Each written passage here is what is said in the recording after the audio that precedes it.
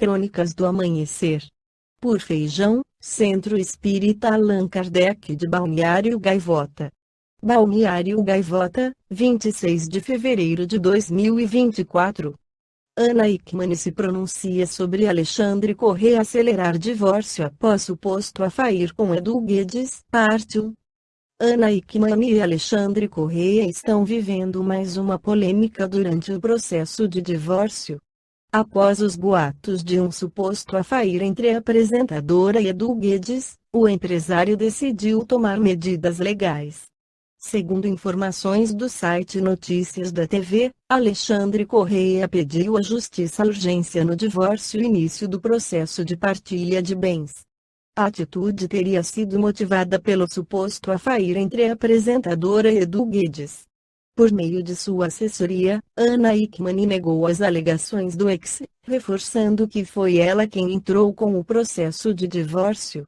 É notória a necessidade de Alexandre em se mostrar como vítima, quando, na verdade, é o agressor. Trata-se de mais uma tentativa de tumultuar os processos e desgastar a imagem da apresentadora, como vem fazendo há meses, reforçou a assessoria. No Livro dos Espíritos, Allan Kardec esclarece sobre as uniões antipáticas, 939. Uma vez que os espíritos simpáticos são induzidos a unir-se, como é que, entre os encarnados, frequentemente só de um lado há afeição e que o mais sincero amor se vê acolhido com indiferença e, até, com repulsão?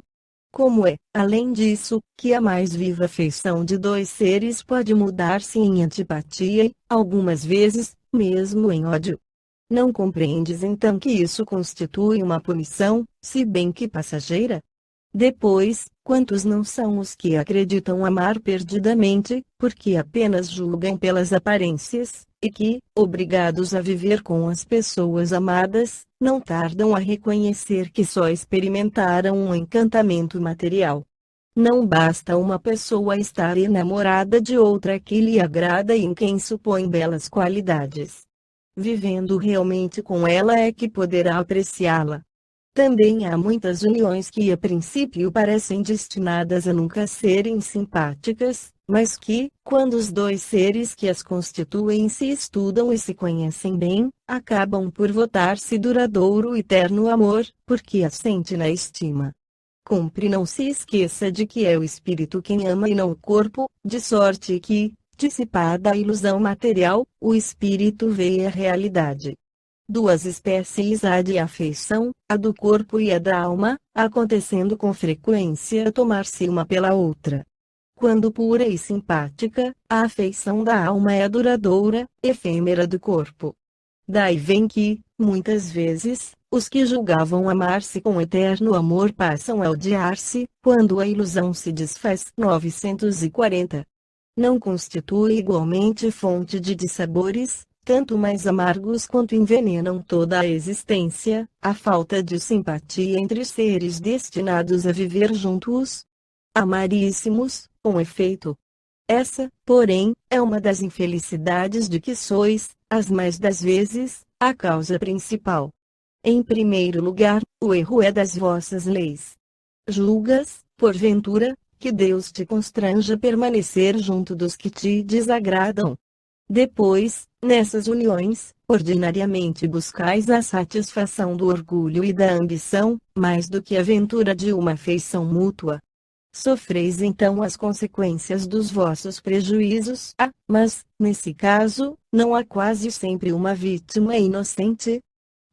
E para ela é uma dura expiação. Mas a responsabilidade da sua desgraça recairá sobre os que lhe tiverem sido os causadores. Se a luz da verdade já lhe houver penetrado a alma, em sua fé no futuro aurirá consolação. Ademais, à medida que os preconceitos se enfraquecerem, as causas dessas desgraças íntimas também desaparecerão. No Evangelho segundo o Espiritismo, Allan Kardec também esclarece sobre o divórcio. O divórcio é lei humana que tem por objeto separar legalmente o que já, de fato, está separado. Não é contrário à lei de Deus, pois que apenas reforma o que os homens han feito e só é aplicável nos casos em que não se levou em conta a lei divina. Se fosse contrário a essa lei, a própria Igreja seria obrigada a considerar prevaricadores aqueles de seus chefes que, por autoridade própria em nome da religião, hão imposto divórcio em mais de uma ocasião. E dupla seria aí a prevaricação, porque, nesses casos, o divórcio há objetivado unicamente interesses materiais e não a satisfação da lei de amor. Mas, nem mesmo Jesus consagrou a indissolubilidade absoluta do casamento.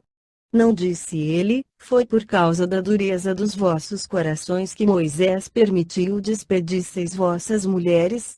Isso significa que, já ao tempo de Moisés, não sendo a afeição mútua a única determinante do casamento, a separação podia tornar-se necessária. Acrescenta, porém, no princípio, não foi assim, isto é, na origem da humanidade, quando os homens ainda não estavam pervertidos pelo egoísmo e pelo orgulho e viviam segundo a lei de Deus, as uniões, derivando da simpatia, e não da vaidade ou da ambição, nenhum ensejo davam ao repúdio. Vai mais longe, especifica o caso em que pode dar-se o repúdio, o de adultério. Ora, não existe adultério onde reina sincera afeição recíproca. É verdade que ele proíbe ao homem desposar a mulher repudiada, mas, cumpre se tenham em vista os costumes e o caráter dos homens daquela época. A lei mosaica, nesse caso, prescrevia a lapidação. Querendo abolir um uso bárbaro, precisou de uma penalidade que o substituísse e encontrou no opróbrio que adviria da proibição de um segundo casamento. Era, de certo modo, uma lei civil substituída por outra lei civil, mas que, como todas as leis dessa natureza, tinha de passar pela prova do tempo.